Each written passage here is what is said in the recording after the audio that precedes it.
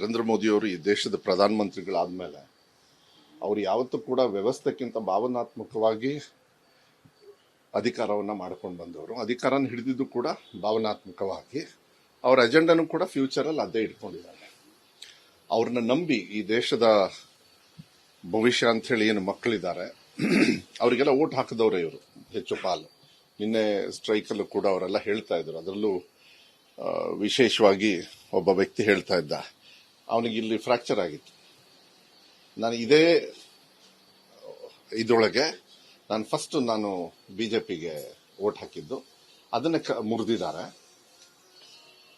ಹೆಂಗೆ ಇವ್ರ ಭವಿಷ್ಯ ಏನಾಗುತ್ತೆ ಅಂತ ಹೇಳಿ ನರೇಂದ್ರ ಮೋದಿ ಅವ್ರನ್ನು ಇಳಿಸೋದು ಗೊತ್ತು ಅಂತ ಹೇಳಿ ಹೇಳ್ತಾರೆ ಒಬ್ರು. ಯಾಕೆಂದ್ರೆ ಆ ಒಂದು ಮತನೇ ನರೇಂದ್ರ ಮೋದಿ ಅವ್ರನ್ನು ಕೂರಿಸ್ತದೆ, ನರೇಂದ್ರ ಮೋದಿ ಅವ್ರನ್ನು ಇಳಿಸ್ತದೆ, ನಮ್ಮಂತವ್ರನ್ನು ಕೂರಿಸ್ತದೆ, ನಮ್ಮಂತವ್ರನ್ನು ಇಳಿಸ್ತದೆ. ಅದು ಪ್ರಜಾಪ್ರಭುತ್ವದ ಒಂದಿದು. ಬಟ್ ಮೊನ್ನೆ ಅವ್ರು ಏನು ಸ್ಟ್ರೈಕ್ ಮಾಡ್ತಕ್ಕಂಥ ಸಂದರ್ಭದಲ್ಲಿ ಮತ್ತೆ ಬಿಜೆಪಿ ಅವರು ಇಡೀ ಭಾರತ ದೇಶದಲ್ಲಿ ಕೆಲವು ಮಾಧ್ಯಮದಲ್ಲೂ ಕೂಡ ಅವರೆಲ್ಲ ಕುತ್ಕೊಂಡು ಮಾತಾಡಬೇಕಾದ್ರೆ ನೋಡಿದೆ, ಇಲ್ಲ ಇವರೆಲ್ಲ ಆರ್ಗನೈಸ್ ಮಾಡ್ಕೊಂಡು ಬಂದಿದ್ರು, ಗಲಾಟೆ ಮಾಡ್ಬೇಕಂತ ಬಂದಿದ್ರು. ಸತ್ಯಾಗ್ಲೂ ಹೇಳ್ಬಿಟ್ರಿ, ಅಲ್ಲಿರೋರು ಯಾರೋ 1% ಏನೋ ಮತ್ತೆ ಆಂಗರಿಗಾಗಿರ್ಬೋದು, ಏನ್ ಬೇಕಾರಾಗಿರ್ಬೋದು, ಅದು ಬೇರೆ ಪ್ರಶ್ನೆ. ಅವ್ರು ಏನ್ ಕೇಳ್ತಾ ಇದಾರೆ? ಅವರು ಈಗ 20 ದಿವಸ ಆಯ್ತು ಅವ್ರನ್ನ ವಾಂಚೋಕ್ ಅವ್ರನ್ನ ಕರ್ಕೊಂಡು ಹೋದ್ರಲ್ಲ, ಸೋನಮ್ ಅವ್ರನ್ನ ಕರ್ಕೊಂಡು ಹೋಗ್ಬೇಕಾದ್ರೆ ಒಳ್ಳೆ ಕಳ್ಳರ ತರ, ಇವರೇ ಕಳ್ಳರ ತರ ಅವ್ರನ್ನ ಕರ್ಕೊಂಡು ಹೋದ್ರು. ಸುಮ್ನೆ ಹೋಗಿ ಟ್ರೀಟ್ಮೆಂಟ್ ಮಾಡ್ತೀವಿ ಅಂತೇಳಿ. ಇದೆಲ್ಲದೂ ಕೂಡ ಅಲ್ಲಿ 20 ದಿವಸ ಇದ್ದಿರ್ತಕ್ಕಂಥ ಜನರಿಗೆ, ಅದು ಯುವಕರಿಗೆ ಭವಿಷ್ಯಕ್ಕೆ ಹುಡ್ಕೊಳ್ತಕ್ಕಂಥ ಅವ್ರದೇ ಹೋರಾಟ ಇದು. ಇದೇನು ಯಾವ್ದು ರಾಜಕೀಯ ಪಕ್ಷ ಅಂತ ಹೇಳಿ ಮಾಡ್ಲಿಲ್ಲ. ಎಲ್ಲಾ ರಾಜಕೀಯ ಪಕ್ಷದವರು ಕೂಡ ಹೋಗಿದ್ದಾರೆ, ಅಲ್ಲಿ ಎಲ್ಲಾ ಮಕ್ಕಳು ಕೂಡ ಹೋಗಿದ್ದಾರೆ. ಇಡೀ ಭಾರತ ದೇಶದಲ್ಲಿ ಬೇರೆ ಬೇರೆ ಕಡೆಯಿಂದನೂ ಕೂಡ ಅಲ್ಪ ಸಮಯ ಇದ್ರೂ ಕೂಡ ಎಲ್ಲರೂ ಹೋಗಿದ್ದಾರೆ. ಆಮೇಲೆ ಬರ್ತಾ ಬರ್ತಾ ಕ್ರೌಡು ಜಾಸ್ತಿ ಆಗ್ತಾ ಇದೆ. ಮಾನವೀಯತೆ ಇಲ್ಲದೆ ಇರತಕ್ಕಂಥ ರೀತಿಯಲ್ಲಿ ಪೊಲೀಸ್ ಅವರ ವರ್ತನೆ ಏನಿದೆ ಅದನ್ನ ಖಂಡನೆ ಮಾಡಬೇಕಾಗ್ತದೆ. ಆಮೇಲೆ ಇದನ್ನ ಚರ್ಚೆ ಮಾಡೋದಕ್ಕೆ ಖರ್ಗೆ ಸಾಹೇಬರು ಫಸ್ಟ್ ಡೇ ಇದ್ದಾಗ ಗಲಾಟಿ, ಅದಾದ್ಮೇಲೆ ಪೋಸ್ಟ್ಪೋನ್ ಮಾಡೋದು. ಸೊ ಅದಕ್ಕೆ ಇನ್ನೇನ್ ಮಾಡಕ್ಕಾಗತ್ತೆ? ಈ ದೇಶದ ಯುವಕರ ವಾಯ್ಸ್ ಏನಿದೆ ಅದಕ್ಕೆ ಸ್ಪಂದನೆ ಮಾಡಲೇಬೇಕಾಗ್ತದೆ. ರಾಹುಲ್ ಗಾಂಧಿ ಅವರು ಅಲ್ಲಿ ಹೋದ ತಕ್ಷಣ ಏನಾಗುತ್ತೆ, ಇವ್ರು ಬಂದಿದ್ದಾರೆ, ಅವ್ರು ಅಲ್ಲಿ ಯಾಕೆ ಹೋದ್ರು ಅಂದ್ರೆ ಇಲ್ಲಿ ದೊಡ್ಡ ಸ್ಟ್ರೈಕ್ ಆಗ್ತಾ ಇದೆ, ಅದಕ್ಕೆ ಇಲ್ಲಿ ಶೋಕಿಗೆ ಬಂದ್ರು ಅಂತಾರೆ. ಇಲ್ಲಿ ಹೋಗ್ಬಿಟ್ಟು ನರೇಂದ್ರ ಮೋದಿ, ಇನ್ ಯಾರು ಎದುರುಗಡೆ ಈ ದೇಶ ರನ್ ಮಾಡ್ತಾ ಇರೋದು ಯಾರು? ನರೇಂದ್ರ ಮೋದಿ ಅವ್ರು ತಾನೆ. ಸೊ ನರೇಂದ್ರ ಮೋದಿ ಅವ್ರ ಮನೆ ಬಾಗ್ಲ ಹತ್ರ ಹೋಗಿ ಇದ್ ಮಾಡಿ, ಒಬ್ಬ leader of opposition shadow government. ಯಾಕೆ ನಮ್ಮ ರಾಜ್ಯದಲ್ಲೂ ಹಂಗೆ ಮಾಡ್ತಾರಾ? ಎಲ್ಲಿ ಮಾಡಿದ್ದಾರೆ? ಬೇರೆ ಬೇರೆ ರಾಜ್ಯದಲ್ಲೂ ಹಂಗೆ ಮಾಡ್ತಾರಾ? ಹೋಗಿ ಅವ್ರನ್ನ ಎತ್ಕೊಂಡು ಹೋಗಿರ್ತಕ್ಕಂಥ ರೀತಿ, ಮಾನವೀಯತೆಯನ್ನ. ಬಟ್ ಏನೇ ಆದ್ರೂ ಕೂಡ ಈ ತರ ಆಗ್ಬಾರ್ದಾಗಿತ್ತು. ಮಕ್ಕಳ ಸೆಂಟಿಮೆಂಟಲ್ನ ಮತ್ತೆ ಭವಿಷ್ಯನ ಇವರು ಮುಟ್ಟಿರ್ತಕ್ಕಂಥದ್ದು ನನಗನ್ಸುತ್ತೆ ಅದು ಅವ್ರ ದುರಂತಕ್ಕೆ ಹೋಗ್ತದೆ. ಏನಿಲ್ಲ, ಹೋಗಿ ಕುತ್ಕೊಂಡು ಮಾತಾಡಿ ಮಾನವೀಯತೆಯಿಂದ ಅವ್ರಿಗೊಂದು ಗೌರವ ಕೊಟ್ಟಿದ್ದಿದ್ರೆ ಅವರು, ನನಗನ್ಸುತ್ತೆ ಅವರು ಅದಕ್ಕೆ ಹೇಳ್ತಾ ಇರೋದು. ಇವತ್ತು ಕೂಡ ಅವ್ರು ಅದೇ ಹೇಳ್ತಾ ಇರೋದು. ಈಗ ನನಗನ್ಸುತ್ತೆ ಅವ್ರು ಹೇಳ್ಬೇಕಾಗತ್ತೆ, ಸರ್ಕಾರನೇ ನಮ್ಮ ಹತ್ರ ಬಂದು ಮಾತಾಡಬೇಕು, ನಾವು ಯಾವ್ದೇ ಕಾರಣಕ್ಕೂ ಹೋಗಲ್ಲ, ಅದಕ್ಕೆ ಸ್ಟ್ಯಾಂಡ್ ಇರಬೇಕಾಗತ್ತೆ. ಅವರ ಸಂಪೂರ್ಣವಾಗಿರ್ತಕ್ಕಂಥ ಸಹಕಾರ ಅವ್ರ ಹೋರಾಟಕ್ಕೆ ಯಾವತ್ತೂ ಕೂಡ ಇರ್ತದೆ. ಇವರು ಕೆಲವರೆಲ್ಲರೂ ಇಲ್ಲಿ ಹೇಳಿದ್ದಾರೆ, ಏನು ಬೇರೆ ಟೈಮಲ್ಲಿ ಸಿ ಟಿ ರವಿ ಅವ್ರು ನಾನು ನಿನ್ನೆ ಮಾತಾಡಿದ್ ನಾನು ನೋಡಿದೆ. ನಾನು ಏನಂದ್ರೆ ಬೇರೆ ಟೈಮಲ್ಲಿ ಸತ್ತೇ ಇಲ್ವಾ ಅಂತ ಹೇಳಿ. ಹಂಗಾರೆ ನಿಮ್ ಟೈಮಲ್ಲಿ ಸತ್ತಿರೋದಕ್ಕೆ ನೀವು ಹಂಗಾರೆ ಬೇರೆಯವ್ರಿಗೆ ಏನ್ ಹೋಲಿಕೆ ಮಾಡ್ಕೋತೀರಿ ನೀವು? ಇದು ಇದ್ರ ಮೇಲೆ ತಾನೇ ಆಗಿರೋದು. ಒಬ್ಬ ನನ್ನ ತಮ್ಮ ಸತ್ತೋಗಿದ್ದಾನೆ ಅಂತ ಹೇಳಿ ಒಂದು ಫೋಟೋ ಹಿಡ್ಕೊಂಡು ಬಂದಿದ್ದಾನೆ, ಅವನು ಕೂಡ ನೋಡಿದೆ. ಇವರೆಲ್ಲರೂ ಕೂಡ ಮಾಧ್ಯಮದಲ್ಲಿ ಅವತ್ತು ಎಲ್ಲ ಜಾಮರ್ ಎಲ್ಲ ಹಾಕಿ ಏನು ಹೊರಗಡೆ ಬರಲಿಲ್ಲದಂಗೆ. ನಿನ್ನೆ ಮಧ್ಯಾಹ್ನದಿಂದ ಬರೀ ಇದೇ ಕೆಲಸ. ಒಂದೊಂದು ಮಾಹಿತಿನೂ ಕೂಡ ಸಾರ್ವಜನಿಕರ ಲಭ್ಯ ಆಗ್ತಾ ಇದೆ. ಅವ್ರು ಯಾವ ರೀತಿ ಹೀನಾಯವಾಗಿ ಇವರನ್ನ, ಆಮೇಲೆ ಮೇಲ್ ಪೊಲೀಸರು ಹೆಣ್ಮಕ್ಳಿಗೆ ಹೊಡೆದಿರೋದು ಅವರು ಹೇಳ್ತಾರೆ. ನಾವು ಅದನ್ನ ಬಾಯಲ್ಲಿ ಹೇಳಬಾರ್ದು. ಬಟ್ಟೆನ ಯಾವ ರೀತಿಯಲ್ಲಿ ಹರಿದಿದ್ದಾರೆ, ಯಾವ ರೀತಿ ಹೊಡೆದಿದ್ದಾರೆ, ಇದು ನಮ್ಮ ದೇಶದಲ್ಲಿ ಆಗುತ್ತೆ ಅಂತ ಹೇಳಿದ್ರೆ, ಹಂಗಾರೆ ಮಹಾತ್ಮ ಗಾಂಧಿ ಅವರು ಎಂತಕ್ಕೆ ನಮಗೆ ಸ್ವಾತಂತ್ರ್ಯ ಕೊಟ್ಟರು? ಸಂವಿಧಾನ ಯಾಕೆ ಬರೆದ್ರು? ಈ ಪ್ರಶ್ನೆಗಳು ಬರ್ತವೆ. ನನಗನ್ಸುತ್ತೆ ಸಂವಿಧಾನಿಕವಾಗಿ ನಮಗೆಲ್ಲರಿಗೂ ಕೂಡ ಹಕ್ಕಿದೆ, ನಮ್ಮ ಹೋರಾಟ ಮಾಡೋದಕ್ಕೆ ಹಕ್ಕಿದೆ. ಆ ಹೋರಾಟವನ್ನ ಮುಂದುವರಿಬೇಕು. ಧರ್ಮೇಂದ್ರ ಪ್ರಧಾನ್ ರಿಸೈನ್ ಮಾಡೋವರೆಗೂ ಅಷ್ಟೇ. ಏನಿಲ್ಲ, ನಮ್ಮ ಹತ್ರ ಎಲ್ಲ ಬಂದು ರಾಜ್ಯಗಳಿಗೆ ಕರಿಬೇಕು, ಕುತ್ಕೊಳ್ಬೇಕು, ಮಾತಾಡಬೇಕು. ನೀಟ್ ಸರಿ ಇಲ್ಲ ಅಂತ ಹೇಳಿ ಯಾವಾಗ್ಲೂ ಕೂಡ ವಾಯ್ಸ್ ಬರ್ತಾನೆ ಇದೆ. ಹಂಗಾರೆ ಇವರು ಅಲ್ಲ, ಒಂದ್ ನಿಮಿಷ ಪರೀಕ್ಷೆ ಯಾಕೆ ಮಾಡ್ತೀರಿ? ಮುಂಚೆನೆ ಫಿಕ್ಸ್ ಆದ್ರೆ ಇವರು ಬಡವರಿಗೆ ಯಾವುದೇ ಕಾರಣಕ್ಕೂ ನಿಮಗೆ ಪಾಸ್ ಆಗೋದಕ್ಕೆ ಚಾನ್ಸೇ ಇಲ್ಲ. ಎಕ್ಸಾಮ್ ಯಾಕೆ ಕಂಡಕ್ಟ್ ಮಾಡ್ಬೇಕು? ಹಂಗಾದ್ರೆ ಎಕ್ಸಾಮ್ ಯಾವಾಗ್ಲೂ ಕೂಡ ಟ್ರಾನ್ಸ್ಪರೆಂಟ್ ಆಗಿರಬೇಕು, ಅದು ಫ್ಯಾಕ್ಟ್ಸ್ ಇರಬೇಕು. ಇವತ್ತು ನನಗನ್ಸುತ್ತೆ ಅದು ಸಂಪೂರ್ಣವಾಗಿ ಒಂದು ದುರಂತದ ಹಾದಿಯಲ್ಲಿ I think it's a down fall of BJP. Sir ಆದ್ರೆ ಇದಕ್ಕೆ ಬಿಜೆಪಿ ಶಿವಾಜಿನಗರದಲ್ಲಿ ಒಂದು ಇನ್ಸಿಡೆಂಟ್, ಶಿವಾಜಿನಗರ ಒಂದು ಇನ್ಸಿಡೆಂಟ್, ಅಧಿಕಾರಿಗಳ ಮೇಲೆ ಹಲ್ಲೆ ಆಗಿದೆ. ಇಲ್ಲ, ಅದು ಖಂಡನೆ ಮಾಡಬೇಕಾಗುತ್ತೆ. ಯಾರು ಈ ತರ ವರ್ತನೆಯನ್ನು ಮಾಡಿದ್ದಾರೆ ಅಧಿಕಾರಿಗಳ ಮೇಲೆ. ಆಮೇಲೆ ಐ ಆಮ್ ವೆರಿ ಹ್ಯಾಪಿ, ಮತ್ತೆ ಅಧಿಕಾರಿಗಳು ಧೈರ್ಯವಾಗಿ ಯಾವುದೇ ತರದ ಹೆದರದೆ ಅವ್ರು ನಾವು ಮಾಡ್ತಕ್ಕಂಥದ್ದು ಕರ್ತವ್ಯನೇ ನಮಗೆ ಮುಖ್ಯ ಅಂತೇಳಿ ವಾಪಸ್ ಹೋಗಿ ಅವ್ರು ಏನ್ ಕೆಲಸ ಮಾಡಬೇಕು ಮಾಡ್ತಾರೆ. ಈ ತರದ್ದು ಏನಾದ್ರು ಇದ್ರೆ ಅದು ಮಾನವೀಯತೆ ಮೇಲೆ ಮಾತಾಡಬೇಕು, ಕುತ್ಕೊಂಡು ಚರ್ಚೆ ಮಾಡಬೇಕು. ಹೋಗಿ ಗೂಂಡಾಗರ್ದಿ ಎಲ್ಲ ಮಾಡ್ತಕ್ಕಂಥದ್ದನ್ನ ಐ ಥಿಂಕ್ ನನಗೆ ಅನ್ಸುತ್ತೆ. ಇದೇ ವಿಚಾರಕ್ಕೆ ಮತ್ತೊಂದು ಪ್ರಶ್ನೆ ಸರ್, ಅಧಿಕಾರಿಗಳಿಗೆ ಭದ್ರತೆ ಕೊರತೆ ಆಗ್ತಿದೆಯಾ ಅಂತ? ಇಲ್ಲ, C it's an event which shouldn't have happened. ಈಗ ನೀವೇ ಕೇಳ್ಬೋದು, ಇದನ್ನ ಮತ್ತೆ ಜಂತರ್ ಮಂತರಿಗೆ ಹೋಲಿಕೆ ಮಾಡ್ತೀರಾ ಅಂತ ಹೇಳಿ. ಅದು ನಾನೇನು ಹೇಳಬೇಕಾಗಿಲ್ಲ. ಕಣ್ಮುಂದೆ ನೀವು ಅಲ್ಲಿ ನೋಡಿದಿರಿ, ಕಣ್ಮುಂದೆ BBMP ಅವರಿಗೆ ಯಾವ ರೀತಿ ಒಬ್ಬ ವರ್ತನೆಯನ್ನು ಮಾಡಿದ್ರು ಅಂತ ಹೇಳಿ ನೀವು ಕೂಡ ನೀವು ನೋಡಿದಿರಿ. ಸಾರ್ವಜನಿಕರಲ್ಲ, ಅದು ಕೆಲವರು ಮಾತ್ರ ಗುಂಡಾವರ್ತಿಗಳು, ಮೀಡಿಯೇಟರ್ಸ್ ಇಷ್ಟು ದಿವಸ ಬೆಳ್ಕೊಂಡಿರೋರು, ಬೇರೆಯವ್ರನ್ನ ಆ ರೀತಿಯಲ್ಲಿ ಬೆಳೆಸಿ ಮಾಡಿರೋರ್ನ ನಿನ್ನೆ ಸಿಕ್ಕಾಕೊಂಡಿರೋದು. ಐ ಥಿಂಕ್ ಕಾನೂನು ಅದನ್ನ ನೋಡ್ಕೊಳುತ್ತೆ, ಕಾನೂನು ತೀರ್ಮಾನ ಮಾಡುತ್ತೆ. ಪೀಸ್ಫುಲ್ ಆಗಿ ಅವ್ರು ಮಾಡಿದಿದ್ರೆ, ಪೀಸ್ಫುಲ್ ಆಗಿ ಎಲ್ಲರಿಗೂ ಮಾಡಕ್ ಅವಕಾಶ ಇದೆ.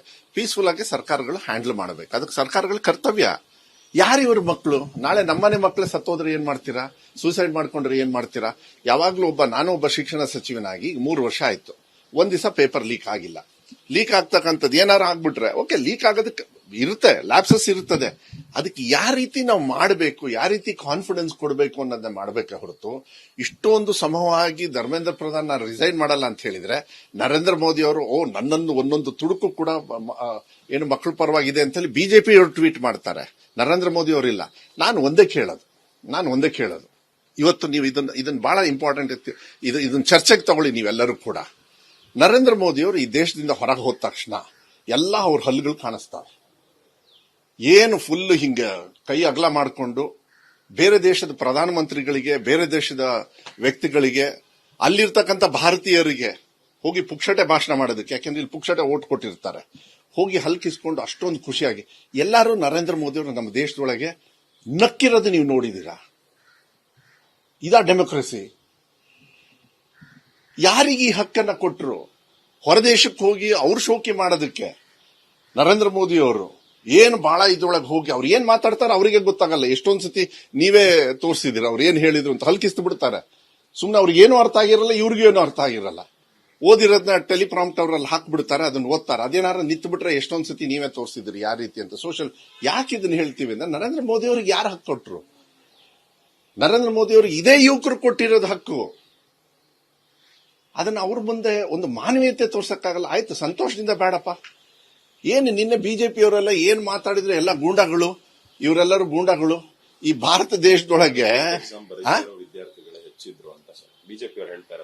ಎಕ್ಸಾಮ್ ಬರೀದೇ ಇರೋರೇ ಹೆಚ್ಚಿದ್ರು ಅಲ್ಲಿ.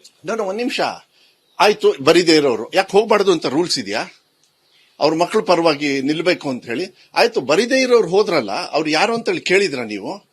ನನ್ನ ಮಗ ಊರಲ್ಲಿದ್ದಾನೆ, ಆದ್ರೆ ಇಲ್ಲಿರೋರು ನಮ್ಮ ಮಕ್ಕಳಿದ್ದಂಗೆ. ನಾವು ಬಂದು ಹೋರಾಟ ಮಾಡೋದು ನಮ್ಮ ಹಕ್ಕು, ಈ ದೇಶದ ಹಕ್ಕು.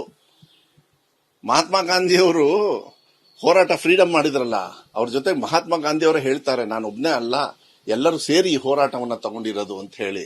ಫ್ರೀಡಮ್ ಸಿಗೋದು ಒಬ್ರಿಗೆ ಸಿಗೋದಿಲ್ಲ. ಮಹಾತ್ಮ ಗಾಂಧಿ ಒಬ್ರಿಗೂ ಸಿಗ್ಲಿಲ್ಲ, ಅವ ಬರೀ ಕಾಂಗ್ರೆಸ್ ಪಕ್ಷಕ್ಕೆ ಸಿಗ್ಲಿಲ್ಲ, ಬಿಜೆಪಿಯವ್ರಿಗೂ ಸಿಕ್ತು, ಎಲ್ಲರಿಗೂ ಸಿಕ್ತು, ಈ ದೇಶದ ಮಕ್ಕಳಿಗೆ ಭವಿಷ್ಯಕ್ಕೆ ಸಿಕ್ತು. ಯಾರ್ಯಾರು ನಾನು ಹೇಳ್ತಾ ಇದ್ದೀನಲ್ಲ, ಇದನ್ನ this is not acceptable. Narendra Modi ಅವರು ವರ್ಚಸ್ನ ಅವರು ಬದಲಾವಣೆ ಮಾಡ್ಕೊಳ್ಬೇಕಾಗತ್ತೆ. ಯಾಕೆಂದ್ರೆ ತಪ್ಪು ಅವ್ರ ಮುಂದೆ ಕಂಡಾಗ ಅವ್ರು ಯಾವುದೋ ಒಂದು ಚಿಂತನೆ ಮೇಲೆ ಈ ದೇಶವನ್ನ ನಾವು ನಡೆಸ್ಕೊಂಡು ಹೋಗ್ತೀವಿ ಅಂತ ಹೇಳಿದ್ರೆ ಅದನ್ನ ಬದಲಾವಣೆ ಮಾಡ್ತಕ್ಕಂಥ ಶಕ್ತಿ ಈ ದೇಶದ ಭವಿಷ್ಯದಲ್ಲಿ ಇರ್ತಕ್ಕಂಥ ಯುವಕರಿಗೆ ಅದಿದ್ದೇ ಇರ್ತದೆ. ಅದಾಗಬೇಕು. ನಾನು ಹೇಳಿದ್ರೆ ಇದು ಇಲ್ಲಿಗೆ ನಿಲ್ಬಾರ್ದು. ಎಲ್ಲರೂ ಕೂಡ ವಿರೋಧ ಪಕ್ಷದವರಲ್ಲ, ಈವನ್ ಎಲ್ಲಾ ಸಾಮಾನ್ಯ ಜನರು ಕೂಡ ಈ ಹೋರಾಟಕ್ಕೆ ಇದು ಮಾಡಬೇಕು. ಧರ್ಮೇಂದ್ರ ಪ್ರಧಾನ್ ಅವರು ರಿಸೈನ್ ಮಾಡಬೇಕು. ಎಕ್ಸಾಮ್ ಅಂತಕ್ಕಂಥದ್ದು ಅದು ಭವಿಷ್ಯ ಯಾವತ್ತೂ ಕೂಡ, ಅದನ್ನ ಟ್ರಾನ್ಸ್ಪರೆಂಟ್ ಆಗಿ ಇಡಬೇಕು ಅನ್ನೋದು.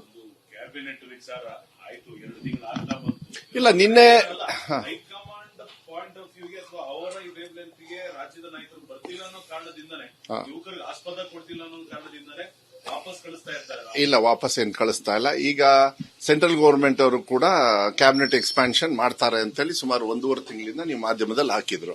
ಹಾಗಾದ್ರೆ ಇದೇ ಪ್ರಶ್ನೆ ಅವ್ರಿಗೂ ಕೇಳ್ಬೋದಾ? ಅವ್ರಿಗೂ ಒತ್ತಡ ಇದೆ ಅದಕ್ಕೋಸ್ಕರ ಅಂತ. ಅಲ್ಲ ಒಂದ್ ನಿಮಿಷ ಇಲ್ಲ ಒಂದ್ ನಿಮಿಷ ನಾನು ಹೇಳೋದು, ನೀವು ಕೇಳಿರೋ ಪ್ರಶ್ನೆಗೆ ನಾನು ಉತ್ತರ ಕೊಡ್ತಾ ಇದ್ದೀನಿ, ನೀಟ್ದಲ್ಲ. ನೀವು ಕ್ಯಾಬಿನೆಟ್ ಎಕ್ಸ್ಪಾನ್ಷನ್ ನಿನ್ನೆ ಡಿ ಕೆ ಶಿವಕುಮಾರ್ ಸಾಹೇಬರು ಏನಂದ್ರು, ನಾವು ಬಂದಿರೋದು ನಿನ್ನೆನೂ ಕೂಡ ಅವ್ರ ಮಾಹಿತಿಯನ್ನು ಕೂಡ ಗವರ್ನರಿಗೆ ಕಳಿಸ್ಕೊಟ್ರು, ಇವತ್ತಾಗುತ್ತೆ, ಲೇಟ್ ಆಗಿದೆ, ನಾವು ಬೇಗ ಮಾಡಬೇಕು ಅಂತ ಹೇಳಿ. ನಿನ್ನೆ ಆಗಿರ್ತಕ್ಕಂಥ ಘಟನೆಗಳಿಗೆ ನಮ್ಮ ಪಕ್ಷದಲ್ಲೂ ಕೂಡ ಯಾವತ್ತೂ ಕೂಡ ಹೈಕಮಾಂಡ್ ಒಂದು ಮಾರ್ಗದರ್ಶನ ತಗೊಂಡು ತೀರ್ಮಾನ ತಗೊಳ್ತಾರೆ. ಏನೇ ಆದ್ರೂ ಕೂಡ ಕನ್ಸಾಲಿಡೇಟ್ ನಾಳೆ ದಿವಸ ಅಡ್ಮಿನಿಸ್ಟ್ರೇಷನ್ ತಪ್ಪಾಗಬಾರದು. ಅದಕ್ಕೆ ಯಾವತ್ತೂ ಕೂಡ ಹೈಕಮಾಂಡ್ ಮನೆಯಲ್ಲಿ ಒಬ್ಬರು ಯಜಮಾನರಿರ್ತಾರೆ. ಈಗ ಹಂಗಾರೆ ನರೇಂದ್ರ ಮೋದಿ ಇಲ್ಲದೆ ಇದು ರಾಜ್ಯದಲ್ಲಿ ಬಿಜೆಪಿ ಅವ್ರು ಎಕ್ಸ್ಪಾನ್ಷನ್ ಮಾಡ್ಬೇಕಾದ್ರೆ ಹಂಗೆ ಮಾಡ್ಬಿಟ್ರಂತ ಅವರು ಕೂಡ ಅಲ್ಲಿ ಕಳ್ಸಿರ್ತಾರೆ. ಐ ಥಿಂಕ್ ನನಗನ್ಸುತ್ತೆ ಯಡಿಯೂರಪ್ಪ ಅವರು ಯಾವಾಗಲೂ ಮಿನಿಸ್ಟರ್ ಆದಾಗ ಎಷ್ಟು ದಿವಸ ಲೇಟ್ ಆದ್ರು, ಒಬ್ಬರೇ ಇದ್ರು ಅವರು, ಇನ್ ಬೇರೆಯವ್ರು ಯಾರು ಇರ್ಲಿಲ್ಲ. ನಾವು ಅದನ್ನ ಚರ್ಚೆ ಮಾಡೋದಕ್ಕೆ ಹೋಗೋದಿಲ್ಲ. ಇವತ್ತು ಎಕ್ಸ್ಪಾನ್ಷನ್ ಆಗ್ಬೇಕಾಗಿತ್ತು. ಇವತ್ತನ್ನ ಮಾನ್ಯ ಮುಖ್ಯಮಂತ್ರಿಗಳು ನಿನ್ನೆ ಡೆಲ್ಲಿಯಲ್ಲಿ ಹೇಳಿದ್ದಾರೆ, ಇಲ್ಲ ಇದನ್ನ ಎಕ್ಸ್ಪಾನ್ಷನ್ ಮಾಡಬೇಕು ಅಂತ ಹೇಳಿ, ಯಾಕೆಂದ್ರೆ ತುಂಬಾ ದಿವಸ ಆಯ್ತು, ಇದನ್ನ ಆದಷ್ಟು ಬೇಗ ಮುಗಿಸ್ಬೇಕಂತ ಆಸೆ ಮೇಲೆ ನಾನು ಬಂದೆ. ಇದೆಲ್ಲ ಘಟನೆಗಳಾಗಿದೆ, ಇದು ನೋಡೋಣ ಅಂತ ಹೇಳಿ. ನನಗೆ ಗೊತ್ತಿಲ್ಲ ಇವತ್ತು ಏನಾಗಿದೆ, ಇವತ್ತೇನು ಚರ್ಚೆ ಆಗುತ್ತಾ ಇಲ್ಲ, ಯಾಕಂದ್ರೆ ಅದು ಇಲ್ಲ, ನನಗೆ ಗೊತ್ತಿಲ್ಲ. ನಾನು ಆ ತೀರ್ಮಾನ ನಾನು ತಗೊಳ್ಳೋದಕ್ಕಾಗೋದಿಲ್ಲ. ಆದ್ರೆ ನಮ್ಮಿದೊಳಗೆ ಹೈಕಮಾಂಡ್ ತೀರ್ಮಾನ ತಗೊಳ್ಳೇಬೇಕಾಗತ್ತೆ. ಹೈಕಮಾಂಡ್ ತೀರ್ಮಾನ ತಗೊಳ್ತಾರೆ. ಆ ರೀತಿಯಲ್ಲಿ ನಮ್ಮ ನಾಯಕರು ಬದ್ಧತೆಯನ್ನ ತೋರಿಸ್ತಾರೆ.